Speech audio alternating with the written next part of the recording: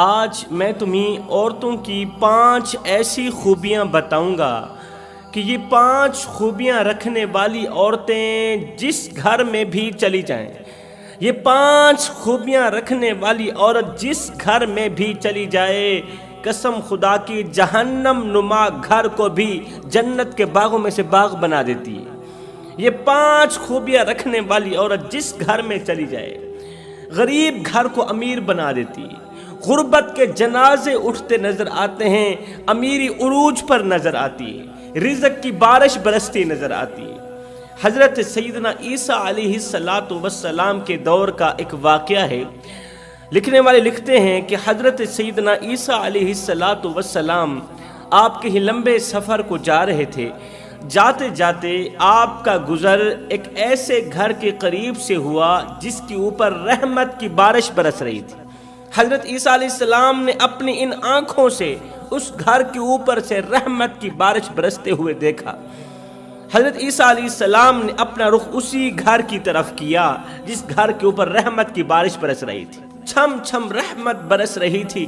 جب آپ اس گھر کے بالکل قریب گئے تو آپ نے غور کیا کہ اس گھر کے دروازے پر شیطان کھڑا ہے، گھر کے گیٹ پر شیطان کھڑا چیخ رہا ہے، پکار رہا ہے۔ اس کے چہرے پر گھبراہٹ کے آثار ہیں، شیطان کے چہرے پر پریشانیوں کے آثار ہیں، اور کافی دیر کا وہاں کھڑا چیخ و پکار کر رہا ہے۔ جب حضرت سیدنا عیسیٰ علیہ السلام شیطان کے بالکل قریب گئے تو عیسیٰ علیہ السلام نے فرمایا، او شیطان، بتا تو صحیح تیرے یہاں کھڑے ہونے کی وجہ کیا ہے؟ یہ تو نیک لوگوں کا گھر ہے، یہ تو متقی پرہیزگار لوگوں کا گھر ہے، یہ تو وہ گھر ہے جس گھر میں رہنے والوں نے اللہ کے ساتھ صلح کر رکھی ہے، ناراض رب کو منا رکھا ہے۔ دیکھ اس گھر کے اوپر سے رحمت کی بارش برس رہی ہے اور تو اس گھر کے دروازے پر کھڑا ناچ رہا ہے، چیخ و پکار کر رہا ہے، اور تیرے چہرے پر گھبراہٹ کے آثار کیوں ہیں، پریشانیوں کے آثار کیوں ہیں؟ تو شیطان نے کہا، حضرت اندر دیکھیے کیا ہو رہا ہے۔ جب اللہ کے نبی حضرت سیدنا عیسیٰ علیہ السلام 2 قدم آگے چل کر آپ نے گیٹ کے اندر سے، دروازے کے اندر سے گھر کی طرف جھانک کے دیکھا تو دیکھا ایک عورت نماز پڑھ رہی ہے اور دوسری عورت ساتھ میں لیٹی ہوئی ہے۔ ایک عورت نماز کی حالت میں کھڑی ہے، دوسری عورت ساتھ میں لیٹی ہوئی ہے، نیند میں ہے۔ اللہ کے نبی نے فرمایا، میں تو اندر سے ایک عورت کو نماز کی حالت میں دیکھ رہا ہوں اور دوسری کو نیند کی صورت میں دیکھ رہا ہوں، لیٹا ہوا دیکھ رہا ہوں۔ یہ بتا کہ تو کیوں چیخ و پکار کر رہا ہے؟ تیرے چہرے پر گھبراہٹ کے آثار کیوں ہیں اور تو کافی زیادہ دیر سے یہاں کیوں کھڑا ہے؟ تو شیطان نے کہا، حضرت یہ جو عورت سامنے نماز پڑھ رہی ہے، جو عورت اس وقت قیام میں کھڑی ہے اور رکوع کی طرف بڑھ رہی ہے، دراصل میں اس عورت کو ورغلانا چاہتا ہوں۔ نماز کے دوران میں اس عورت کو ورغلانا چاہتا ہوں۔ کیوں؟ اس لیے کہ میں تو اس کا کھلا دشمن ہوں۔ اگر میں اسے نماز سے نہیں روکوں گا تو اور کون روکے گا؟ میرا کام ہے، میری ذمہ داری ہے، میری ڈیوٹی ہے اس کو روکنا۔ میں اسے ورغلانا چاہتا ہوں، میں اسے ورغلانے کی بھرپور کوشش کر رہا ہوں، مگر کیا کروں کہ میرا منہ اس وقت بند ہے۔ اللہ کے نبی نے فرمایا، تیرا منہ بند کیوں ہے؟ آخر کس چیز نے تیرا منہ بند کر دیا؟ اس نے کہا، حضرت وہ جو عورت ساتھ میں لیٹی ہوئی ہے، ساتھ میں سوئی ہوئی ہے، وہ جیسے ہی سانس لیتی ہے، نیند کی حالت میں جیسے ہی سانس لیتی ہے تو اس کے اندر سے نکلا ہوا سانس آگ کا شعلہ بن کر، اس کے اندر سے نکلا ہوا سانس آگ کا شعلہ بن کر میری طرف بڑھتا ہے اور میرا منہ بند کر دیتا ہے۔ وہ سانس آگ کی شکل اختیار کرتا ہے اور شعلہ نما بن کر میری طرف آتا ہے، میرا منہ بند کر دیتا ہے۔ اسی وجہ سے میرا منہ بند ہے، میرے چہرے پر گھبراہٹ کے آثار ہیں کہ میں اسے ورغلانے میں ناکام کیوں ہو رہا ہوں اور بار بار ناکامی مل رہی ہے۔ ناکامی کو دیکھ کر میرے چہرے پر پریشانیوں کے آثار ہیں۔ اتنی دیر میں اس عورت نے بھی نماز مکمل کر لی۔ جیسے ہی وہ نماز سے فارغ ہوئی تو شیطان وہاں سے چلا گیا۔ تو اللہ کے نبی حضرت عیسیٰ علیہ السلام نے گھر کے اندر قدم رکھا کہ آخر پوچھوں تو صحیح کہ یہ سونے والی عورت کون سے ایسے کام کرتی ہے، کون سے ایسے اعمال کرتی ہے کہ اس کے نیک اعمال کی وجہ سے اللہ تعالیٰ نے اس کے سانس میں اس قدر طاقت رکھی ہے، اس قدر قوت رکھی ہے کہ اس کے سانس کے شعلے نے شیطان کا منہ بند کر کے رکھ دیا ہے۔ پوچھوں تو صحیح۔ یہ سوچتے ہوئے اللہ کے نبی حضرت عیسیٰ علیہ السلام نے گھر کے اندر قدم رکھا، گھر کی دہلیز پر قدم رکھا، تو ان عورتوں نے حضرت عیسیٰ علیہ السلام کا خوب استقبال کیا۔ عیسیٰ علیہ السلام کو ایک بلند جگہ پر بٹھایا، پاک جگہ پر، صاف ستھری جگہ پر بٹھایا۔ تو اللہ کے نبی نے اس عورت سے مخاطب ہو کر، جو عورت نمازی عورت کے ساتھ لیٹی ہوئی تھی اور جس کے اندر سے نکلے سانس نے شیطان کو پریشان کر رکھا تھا، شیطان کے وار کو ناکام بنا رکھا تھا، اللہ کے نبی نے اس عورت سے مخاطب ہو کر فرمایا، اے عورت، سچ سچ بتانا، حقیقت بتانا، اللہ اور اس کے نبی کو گواہ بنا کر بتانا کہ تو کون سے ایسے اعمال کرتی، تو کون سے ایسے کام کرتی، کون سی ایسی نیکیاں کرتی کہ تیری نیکیوں کی وجہ سے اللہ رب العزت نے تیرے سانس کے اندر اس قدر دم رکھا ہے، تیرے سانس کے اندر اتنی طاقت رکھی ہے، اتنی قوت رکھی ہے کہ تیرے اندر سے نکلا سانس شیطان کا منہ بند کر دیتا ہے۔ تو اس عورت نے کہا، حضرت میں تو ناچیز سی بندی ہوں، میں تو گنہگار سی بندی ہوں، لیکن میرا من مجھے کہتا ہے، میرے اندر کا وجدان مجھے کہتا ہے کہ میرے اندر 5 ایسی خوبیاں ہیں جو کسی اور عورت میں نہیں ہیں۔ میرے اندر 5 ایسی خوبیاں میرے اللہ نے رکھی ہیں جو کسی اور عورت میں نہیں رکھی۔ پہلے میں اپنی طرف نظر دوڑاتی ہوں، پھر ارد گرد کی، گرد و نواح کی، گلی محلے کی عورتوں کی طرف نظر دوڑاتی ہوں، تو مجھے یقین ہو جاتا ہے کہ یہ خوبیاں صرف مجھ میں ہیں اور کسی میں نہیں۔ اللہ کے نبی نے فرمایا، جلدی کرو، مجھے اپنی خوبیوں سے آگاہ کرو، تیرے اندر کون کون سے کمالات ہیں، تیرے اندر کون کون سی خوبیاں ہیں جن خوبیوں نے ابلیس جیسے شیطان کا منہ بند کر کے رکھ دیا۔ وہ ابلیس، وہ شیطان جس نے بڑوں بڑوں کی عبادات ضائع کروا دی، وہ شیطان جس کے بارے میں اللہ قرآن کے اندر نہیں فرماتا، ان الشیطان للانسان عدو مبین۔ آخر اس عورت کے اندر کون سا ایسا کمال تھا، کون سی ایسی خوبی تھی جس خوبی کی وجہ سے اللہ نے اس کے اندر دم اتنا رکھا تھا، طاقت اور قوت اتنی دے رکھی تھی اس عورت کو کہ اس کے اندر سے نکلے سانس نے شیطان کا منہ بند کر دیا۔ اس عورت نے کہا، یا حضرت، میرے اندر پہلی خوبی تو یہ ہے کہ میرا جو شوہر ہے نا، میرا یہ جو مجازی خدا ہے نا، بہت ہی غریب ہی بیچارہ، صبح کھاتے ہیں شام کے لیے نہیں ہوتی، شام کو کھاتے ہیں صبح کے لیے نہیں ہوتی۔ میرا جو شوہر ہے جو ابھی اس وقت کام پر گیا ہوا ہے، میرا شوہر جب سورج طلوع ہوتا ہے تو گھر سے باہر نکلتا ہے روزی روٹی کی تلاشی کے لیے، گھر سے باہر نکلتا ہے، پورا دن جنگل میں لکڑیاں کاٹتا ہے، پورا دن محنت مزدوری کرتا ہے، وہ وزنی لکڑیاں، وزنی بوریاں اپنے کمزور سے کندھے پر رکھتا ہے کہ مجھے کچھ ملے نہ ملے، میری بیوی کو روٹی کا ٹکڑا مل جائے، مجھے کچھ ملے نہ ملے، میرے بچوں کو روٹی کا ٹکڑا مل جائے، میرے پیٹ کی خاطر، میری ہر چھوٹی موٹی خواہش پوری کرنے کے لیے، میرے بچوں کی چھوٹی موٹی خواہشیں پوری کرنے کے لیے میرا غریب اور کمزور سا شوہر، میرا مجازی خدا پورا دن کام کرتا ہے، پورا دن رات ایک کر کے اوور ٹائم لگا کے اپنی چٹی داڑھی، سفید داڑھی مٹی پہ گھسیٹتا ہے کہ مجھے کچھ ملے نہ ملے، میری بیوی کو روٹی کا ٹکڑا مل جائے۔ پورے دن کا تھکا ہارا مسافر، تھکا ہارا مزدور، تھکا ہارا شوہر شام کو جب گھر کی دہلیز پر قدم رکھتا ہے، بہت زیادہ تھکا ہوا ہوتا ہے، جیسے ہی گھر کی دہلیز پر قدم رکھتا ہے تو میں اس آنے والے مزدور کا اس قدر استقبال کرتی ہوں، اس قدر استقبال کرتی ہوں کہ اس کی ساری تھکاوٹ دور کر دیتی۔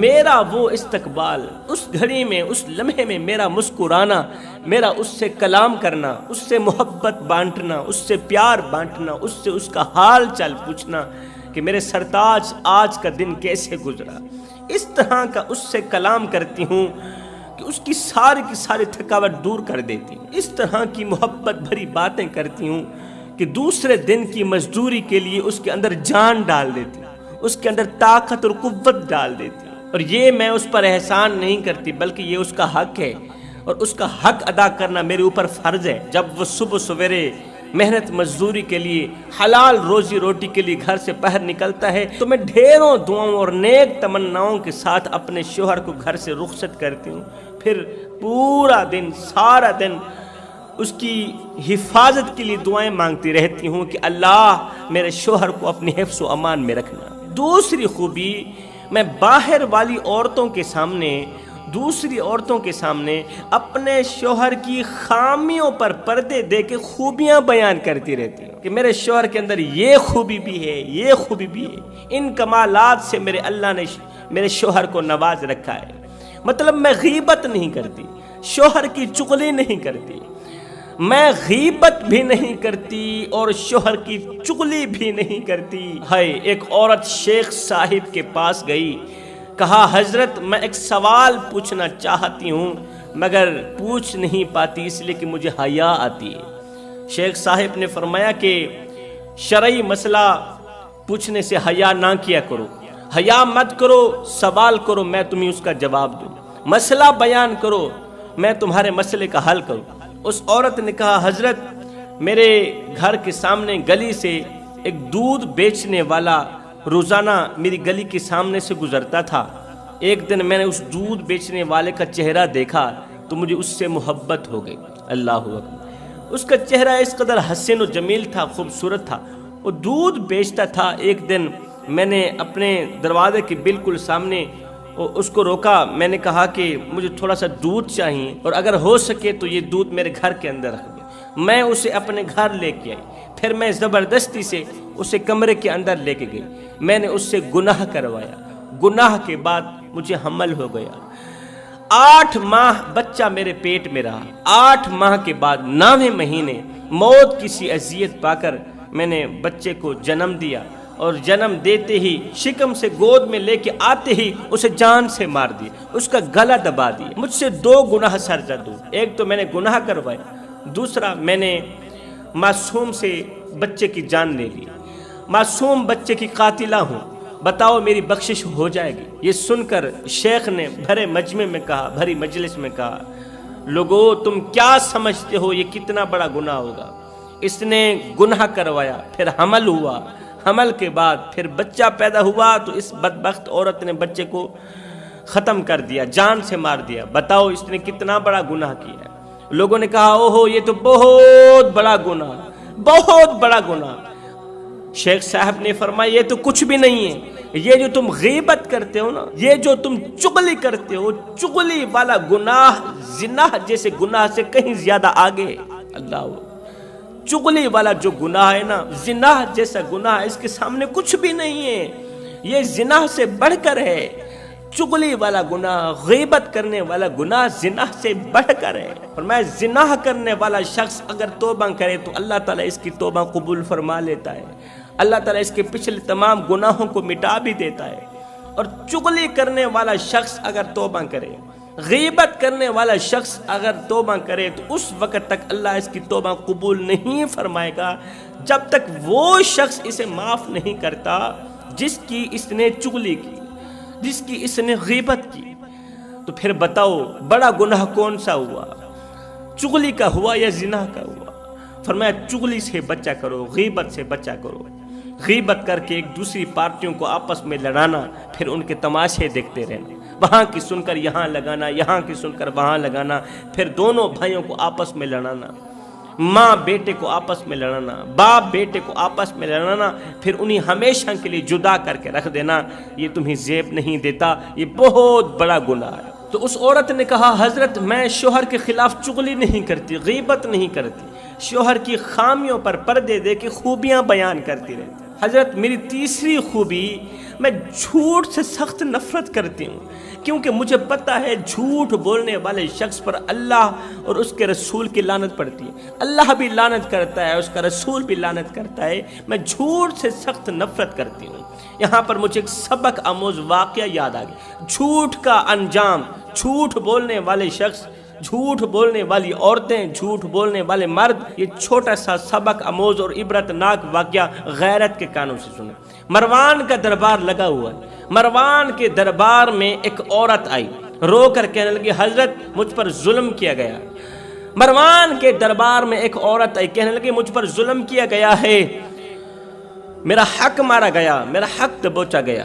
مروان نے ایک نظر اس عورت پر ڈالی، کہا اچھا تیرے اوپر ظلم کیا گیا؟ کس نے تیرے اوپر ظلم کیا؟ کس کی جرت ہوئی صنف نازک پر ظلم کرنے کی، صنف نازک کا حق مارنے کی کس نے جرت کی؟ اس نے کہا سعید بن زید نے۔ اچھا سعید بن زید نے تیرا حق مارا ہے، تجھ پر ظلم کیا ہے؟ اس نے کہا ہاں۔ مروان حیرت میں پڑ گیا کہ جس شخصیت کا یہ عورت نام لے رہی ہے کہ اس نے مجھ پر ظلم کیا ہے، میرا حق مارا ہے، وہ شخصیت کوئی عام نہیں ہے۔ حضرت سعید بن زید بہت بڑے صحابی تھے، بہت بڑے صحابی تھے، عشرہ مبشرہ میں سے تھے، اور یہ ان 10 لوگوں میں سے تھے جن کو اللہ کے نبی نے دنیا میں ہی جنت کا ٹکٹ دیا، دنیا میں ہی جنت کی بشارت دی۔ یہ ان 10 لوگوں میں سے تھے حضرت سعید بن زید، اور اتنی بڑی شخصیت پر یہ عورت الزام لگا رہی ہے۔ خیر مجبوراً مروان کو حضرت سعید بن زید کو بلانا ہی پڑ گیا دربار میں۔ مروان نے حضرت سعید بن زید کو اپنے دربار میں بلایا۔ حضرت سعید بن زید مروان کے دربار میں حاضر ہوئے تو مروان نے کہا حضرت اس عورت کی سنیں، یہ عورت کہتی ہے کہ آپ نے اس پر ظلم کیا ہے، اور ظلم کون سا ہے کہ آپ نے اس کی زمین کا کچھ حصہ دبوچ لیا، اس کی زمین دبوچ لی، اس کا حق مارا گیا ہے۔ یہ سنتے ہی حضرت سعید بن زید نے کہا مروان کیا تو نے قرآن نہیں پڑھا؟ قرآن پڑھا ہے تو وہ آیت نہیں پڑھی جس میں اللہ رب العالمین نے فرمایا کہ جو شخص کسی کی ایک بالشت بھی زمین کا حصہ دبوچے گا، جو شخص دنیا میں ایک بالشت بھی زمین کا حصہ دبوچے گا تو اللہ تعالیٰ 7 زمینوں کا توپ قیامت کے دن اس کے گلے میں ڈالے گا۔ اللہ تعالیٰ 7 زمینوں کا توق اس کے گلے میں ڈالے گا۔